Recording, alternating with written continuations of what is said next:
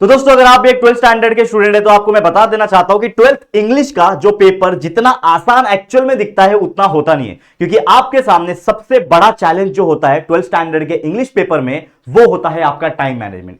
मैंने कई सारे स्टूडेंट से बात किया था, आज भी करता हूं, रेगुलर हम टच में रहते हैं, बात करते रहते हैं। तो सबसे बड़ा चैलेंज पता है क्या आता है? वो नॉवेल्स नहीं है, वो राइटिंग स्किल नहीं है, पैसेज और पोयम तो बिल्कुल नहीं है, वो है दोस्तों टाइम मैनेजमेंट।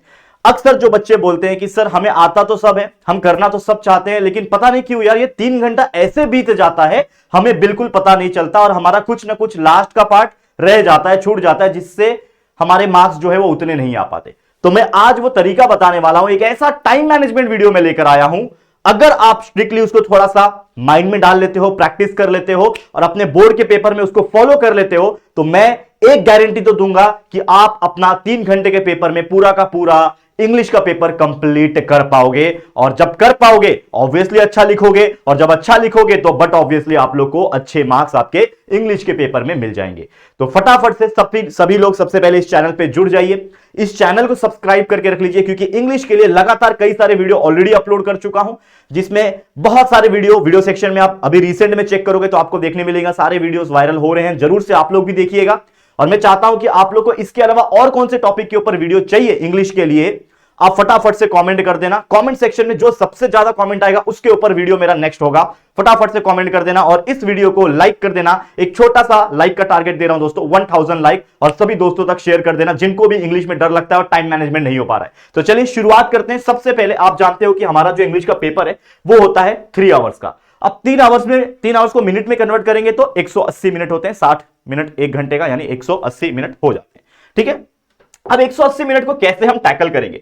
जो सबसे पहले मैं आपको एक रूल पहले बता देता हूं, इसको सुन लो। मैं पिछले वीडियो में भी मैंने बात किया था, बहुत सारे ऐसे स्टूडेंट होते हैं जो सबसे पहले नॉवेल्स लिखना स्टार्ट करते हैं या फिर राइटिंग स्किल लिखना स्टार्ट करते हैं। देखो ये तो आपकी मर्जी है, लेकिन मैंने स्ट्रैटेजी वीडियो में भी यही बात कही थी। स्ट्रैटेजी वीडियो ऑलरेडी बहुत बच्चों ने देख लिया यार, ठीक है, मोर देन 50,000 बच्चों ने ऑलरेडी देख लिया। आपने नहीं देखा तो चेकआउट कर लेना लास्ट 3 डेज स्ट्रैटेजी वीडियो। और एक सबसे इंपॉर्टेंट चीज कि बच्चे राइटिंग स्किल करते हैं, नोवेल्स करते हैं, कोई प्रॉब्लम नहीं है, ऑर्डर्स का कोई प्रॉब्लम नहीं होता है, मार्क्स नहीं कट होते, लेकिन सबसे इंपॉर्टेंट क्या होता है पता है? जब आप राइटिंग स्किल करने बैठते हो पहले, तो आपका पूरा कंसंट्रेशन उसमें लग जाता है और आप इतने अच्छे से लिखने लगते हो कि आपका टाइम इतना बीत जाता है और आपको पता नहीं चलता। और इसीलिए मैंने आपको एक सजेशन दिया था, मेरा पर्सनल ओपिनियन है ये, कि आप लोग सबसे पहला क्वेश्चन पैसेज ही करोगे, जो सीक्वेंस आया हुआ है उसके हिसाब से करोगे। इसमें कोई रूल नहीं है कि आप कौन सा करना है कौन सा नहीं करना है, लेकिन आप मेरा सजेशन मानिए तो सबसे पहले आप क्वेश्चन नंबर 1 ए करिए, उसके बाद बी करिए, फिर क्वेश्चन नंबर 2 पे जाइए, ए करिए, बी करिए, सी करिए, फिर क्वेश्चन 3 पे जाइए, ए करिए, बी करिए, फिर question number 4 and question number 5 कीजिए। तो ये सीक्वेंस के हिसाब से करोगे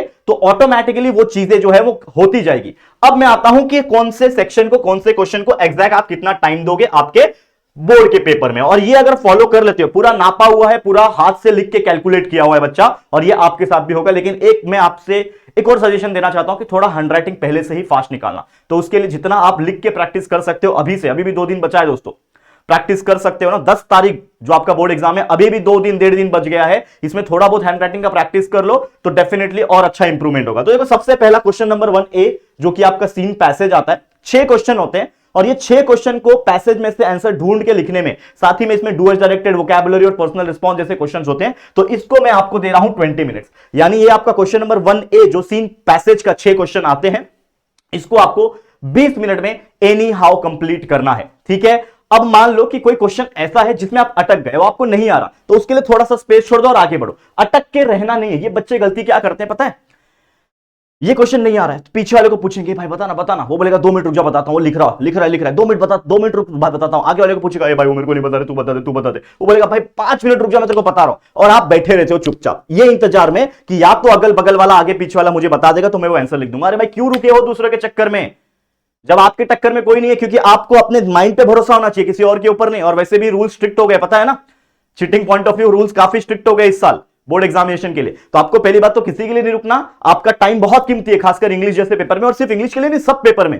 तो आपको क्या करना है कि उसके लिए स्पेस छोड़ देना है। बाद में पता चला ठीक है याद आया तो ठीक है, अदरवाइज जाने दो। तो 2-3 लाइन 4-5 लाइन जो भी जितना भी आपको लगता है कि उस आंसर आ सकता है वो जगह छोड़ो और आगे बढ़ते रहो। टाइम नहीं रुकना है आपका, टाइम के लिए नहीं रुकना है, टाइम बहुत भागेगा आपके इंग्लिश के पेपर में। तो 20 मिनट उसमें दे देना है। जैसे ही वो कंप्लीट होगा क्वेश्चन नंबर 1 बी में आओ, जो कि आपका लैंग्वेज स्टडी है, जिसमें ग्रामर के दो क्वेश्चन आते हैं, आपको पता ही है, B1 में डुअल डायरेक्टेड आते हैं और B2 में स्पॉट द एरर आते हैं। ये तो आपका 1 मिनट में हो जाएगा, स्पॉट द एरर लिखने में मात्र 1 मिनट लगता है, लेकिन ये वाला डुअल डायरेक्टेड थोड़ा सोचना पड़ता है। तो ये 1 मिनट में भले ही हो जाएगा, लेकिन फिर भी इन दोनों क्वेश्चन को, यानी पूरे क्वेश्चन नंबर 1B को मैंने 10 मिनट्स के लिए रखा है। अब एक चीज, जो बच्चे का ग्रामर वगैरह बहुत ज्यादा स्ट्रांग है, तो ये 10 मिनट में से थोड़ा टाइम यहां पे दे सकता है अगर यहां पे कम पड़ रहा है, तो ये दोनों आप अपने हिसाब से मैनेज कर लेना। लेकिन question 1A 20 minute max to max, 1B 10 minutes, कितना हो गया? 30 मिनट्स का क्वेश्चन नंबर 1 हो गया। समझ में आया? क्वेश्चन नंबर 1 कितने का हो गया? 30 मिनट्स का हो गया। ओके, आगे बढ़े। चलिए, अब आ जाता है क्वेश्चन नंबर 2। क्वेश्चन नंबर 2 क्या है? आप सभी लोग जानते हैं, अनसीन पैसेज। अब ये पैसेज ऐसा है जो आपने देखा नहीं है, तो इसमें समय ज्यादा लग सकता है, लेकिन फिर भी मैंने 20 मिनट दिया है। क्यों दिया है 20 मिनट? क्योंकि जरूरी है। और क्वेश्चन नंबर 2B जो होता है, वो आपको समरी लिखना होता है उसी पैसेज का। तो समरी आपको माइंड में फटाफट से पैसेज को, जो भी आपने समझा होगा उसका पैसेज लिखना है, मतलब समरी लिखना है। इसके लिए मैंने 10 मिनट दिया है, और जो आपका माइंड मैपिंग होता है उसके लिए 10 मिनट दिया। हालांकि माइंड मैपिंग अगर आप अच्छे से फ्लो चार्ट वगैरह बनाओगे तो 5 से 7 मिनट इनफ हो जाता है, 2-3 मिनट एक्स्ट्रा बचेगा, यहां पे डाल सकते हो पहले से, लेकिन फिर भी मैंने 10 मिनट रखा है। यानी सीन पैसेज हो गया, सॉरी अनसीन पैसेज हो गया, आपका समरी हो गया, माइंड मैपिंग हो गया। कुल मिला के अगर आप क्वेश्चन नंबर 2 जो है हमारा, इसको काउंट करोगे तो 20 + 30 + 40 मिनट मैंने क्वेश्चन नंबर 2 को दे दिया। समझ में आया बच्चा? ओके, अब आगे बढ़ जाते हैं, क्वेश्चन नंबर 3 पे चलते हैं। जैसा कि आप जानते हैं, ये होता है आपका पोयम वाला सेक्शन। अब पोयम वाला सेक्शन कंपैरेटिवली पैसेज वाले से कम लेंदी होता है, तो समय भी कम दे रहा हूं, 15 मिनट दे रहा हूं। 15 मिनट में आपका सीन पोयम का जो 5 क्वेश्चन है वो होना चाहिए, जिसमें ऑब्वियसली आपका पर्सनल रिस्पॉन्स, पोएटिक डिवाइस, ये सब करना चाहिए। लेकिन कहीं ना कहीं अगर आपका हैंडराइटिंग फास्ट है, कहीं ना कहीं आप बहुत ज्यादा रिएक्ट अच्छे से कर पाते हो कि भाई देखा, समझ गया, चलो आंसर लिखते फटाफट। टाइम बिल्कुल वेस्ट नहीं करना। इधर उधर लोग देखने लग जाते हैं, अरे वो तो बहुत लिख रहा है, मैं कब से देख रहा हूं उसको। भाई क्यों देख रहे हो? आप अपना एग्जाम लिखने आए हो कि उसका देखने आए हो कि वो कैसा लिख रहा है? आगे वाले को देख रहे हो वो लिखे जा रहा है, आपके मन में इंफीरियरिटी कॉम्प्लेक्स आ जाता है, भाई ये तो बहुत लिख रहा है, मैं तो पास भी नहीं होगा, ये तो पूरा भर रहा है पेपर, अरे सप्लीमेंट ले रहा है, भाई क्या हो गया इसको? अरे नहीं सोचना है भाई, कौन क्या करता है आज के डेट में ना यार, ये सब सोचने लगेंगे तो 150 करोड़ पॉपुलेशन है भाई, कैसे फिर आगे बढ़ोगे? देखते रह जाओगे दूसरे को, आप वही के वही रह जाओगे। तो ये नहीं करना, आपको अपने पेपर में कॉन्सेंट्रेट करना है, और जो भी आपको आ रहा है, जो भी आप सोच सकते हो, वहां पे डाल देना है उस टाइम के हिसाब से। तो 15 मिनट पोयम को दे रहा हूं मैं, सीन पोयम को, और 15 मिनट, सॉरी 10 मिनट्स में आपको दे रहा हूं एप्रिसिएशन के लिए, जो कि इनफ होता है। अगर आप अच्छे से लिखते हो appreciation, 10 to 12 minutes is more than enough. तो कुल मिला के यहां पे पोयम वाला सेक्शन जो क्वेश्चन 3A और B है, इसको मैं दे रहा हूं लगभग, कितना हो रहा है? 25 मिनट्स हो रहा है। ठीक है, ये हो गया आपका पोयम का सेक्शन। उसके बाद असली खेल शुरू होता है, जो कि होता है राइटिंग स्किल, क्वेश्चन नंबर 4।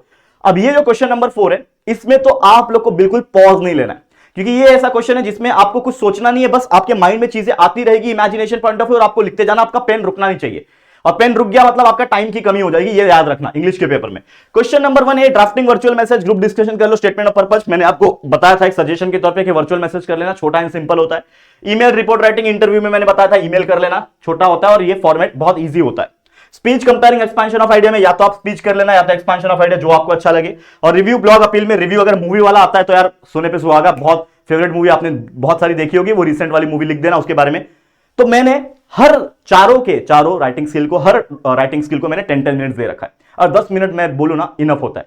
100 से 150 वर्ड के आसपास आपका कंटेंट होता है, उसको लिखने के लिए 10 मिनट्स इनफ होता है। यानी अगर आप पूरे क्वेश्चन नंबर 4 की बात करोगे तो यहां पे मैंने 40 मिनट दे दिया आपको राइटिंग स्किल को कंप्लीट करने में, जो कि होता है। और don't waste your time again कि भाई थोड़ा सा 2 लाइन बता दे राइटिंग स्किल का, ये कर ले, नहीं करना है, खुद से लिखो, अपने मन से लिखो। जो मैंने सिखाया, जो राइटिंग स्किल के वीडियो पिछले साल के भी और इस साल भी अपलोड कर रहा हूं, इस साल भी वीडियो बहुत एक ट्रिमेंडस वीडियो आने वाला है, उसका वेट कर लेना। आज तो जो वीडियो आपको ये मिल रहा होगा, या आपको 8 तारीख को मॉर्निंग में मिल रहा होगा, तो अभी भी बहुत 2 दिन समय है, और इसमें आपको इतना कंटेंट दे दूंगा इस चैनल के ऊपर कि आपको मजा आ जाएगा। और बल्कि इंग्लिश नहीं, हिंदी के वीडियोस भी आएंगे। तो जो बच्चे का हिंदी होगा ना, इस चैनल को अभी से सब्सक्राइब करके जुड़ के रख लो, क्योंकि हिंदी के भी ग्रामर, राइटिंग स्किल, हर टॉपिक के वीडियोस आपको आने वाले हैं। सेम मराठी के लिए भी आने वाले, और सेम पीसीएमबी के लिए भी आने वाले, सेम कॉमर्स के लिए भी, एसपी, ओसीएम, बीके, इकोनॉमिक्स के लिए आने। तो हमारे चैनल पर ट्रस्ट दिखाओ, बस 1 महीना भरोसा करो, देखो आपके लिए क्या क्या कंटेंट हम प्रोवाइड करते हैं, रिकॉर्डेड भी और लाइव भी। ये हो गया question number 4। Last but not the least, आप सभी का जो डराने वाला चीज है, नॉवेल्स। अब नॉवेल्स में मैंने 4 सेक्शन होते हैं, चारों को मैंने 10 मिनट्स दे रखा है, मतलब ये भी 40 मिनट्स है। लेकिन मैं आपको एक बताना चाहता हूं, क्वेश्चन नंबर 5A जो होता है, इसमें बड़े आंसर नहीं आते, मतलब लाइक क्वेश्चन आंसर्स नहीं आते। इसमें आते हैं या तो MCQs, match the pair, chronological order, ठीक है, ट्रू और फॉल्स टाइप के आते हैं, 2 क्वेश्चन आते हैं हिस्ट्री ऑफ नॉवेल में से। तो आपको मैं बताऊं कि अगर ये क्वेश्चन नंबर 5A का जो 10 मिनट्स है, इसको आप अगर जितना कम से कम समय में कर सकते हो, लाइक 10 मिनट के बदले 5 मिनट में ही अगर आपने कर लिया, तो ये 5 मिनट जो बचेगा आप बाकी में अप्लाई कर सकते हो। तो 10, 10, फिलहाल के लिए याद रखो 10-10 और ये 10 और 10, यानी कुल मिला के क्वेश्चन नंबर 5 में भी मैंने आपको 40 मिनट्स दे दिया। अब हम काउंट करते हैं कि क्या ये 180 मिनट जो 3 घंटे का टाइम है इसके अंदर ही अंदर खत्म हो रहा है कि नहीं हो रहा है। ठीक है, ध्यान देना। तो सबसे पहले हमारा क्वेश्चन नंबर क्या था, 1A था, जिसमें हमने क्वेश्चन नंबर 1A में कितना दिया था, 30 मिनट दिया था। ठीक है, फिर आ जाते हैं क्वेश्चन नंबर 2, काउंट करो 30 मिनट्स हुआ है। क्वेश्चन नंबर 2 में 40 मिनट हो गया, 30 प्लस 40 70 मिनट्स हो गया। ठीक है, फिर क्वेश्चन नंबर 3 में 25 मिनट, 70 प्लस 25 हो गया 95 मिनट्स। ठीक है, 95 मिनट्स हो गया यहां तक। उसके बाद हमने 40 मिनट्स दे दिया राइटिंग्स के लिए। 95 प्लस 40 कितना होता है, 135 मिनट्स। 135 प्लस लास्ट में ये नॉवेल्स में भी 40 मिनट, तो 175 मिनट्स। और हमारा टोटल टाइम कितना है, हमारा टोटल टाइम कितना है बच्चा, 180 मिनट्स है कि नहीं। तो हमने हमारा पेपर 5 मिनट पहले कंप्लीट कर दिया। और आप और भी जबरदस्त तरीके से लिखोगे, मतलब और फास्ट लिखोगे, तो हो सकता है और 5 मिनट आप बचा लो। तो वो जो समय बचेगा, मैं आपको ये आखिरी सजेशन देने जा रहा हूं, तो जो भी 5 से 10 मिनट अगर आप बचा पा रहे हो, और आपको बचाना पड़ेगा, बचाओ मैं तो बोलता हूं, इसमें आप अपने पेपर को रिवाइज करो, यानी अच्छी तरीके से देखो कि क्या आपने कोई क्वेश्चन नंबर में गड़बड़ तो नहीं की, जो सबसे इंपॉर्टेंट चीज है। क्या आपने आंसर बराबर लिखा है, क्या आपने प्रॉपर स्पेसिंग लाइनिंग सब कुछ दिया हुआ है। Question number is very important. कुछ गड़बड़ तो नहीं हो गया, किसी और का आंसर किसी और में तो नहीं लिख दिया, आपने सब कुछ बराबर, कहीं स्पेस छूट तो नहीं गया, स्पेस छूट गया तो उसको कट कर देना, और वहां पे कोई ऐसा कुछ लाइनिंग खींच देना कि हाँ वो स्पेस दिखे ना, खाली कोई ब्लैंक पेज तो नहीं छूट गया, उसको भी लाइन खींच के नीचे लिख सकते हो, प्लीज टर्न ओवर लिख सकते हो। तो ये सारा चीज लास्ट के 5-10 मिनट में देख लेना, और इस तरीके से आपका 180 मिनट खत्म हो जाएगा। और मे भी शायद एक्स्ट्रा जो लास्ट ईयर जैसे दिया था 10 मिनट्स एक्स्ट्रा, इस साल भी अगर कुछ मिलता है तो यार आपका मजे हो जाएंगे, लेकिन फिर भी 180 मिनट माइंड में कैलकुलेट करके जाना। तो ये था आपके लिए एक बेहतरीन टाइम मैनेजमेंट वीडियो। अगर आप इसको फॉलो कर लेते हो तो मैं तो आपको बोलूंगा कि अच्छे से अच्छा मार्क्स तो लाओगे ही, लेकिन आपके पेपर में आपका 1% भी क्वेश्चन नहीं छूटने वाला, ये याद रखना।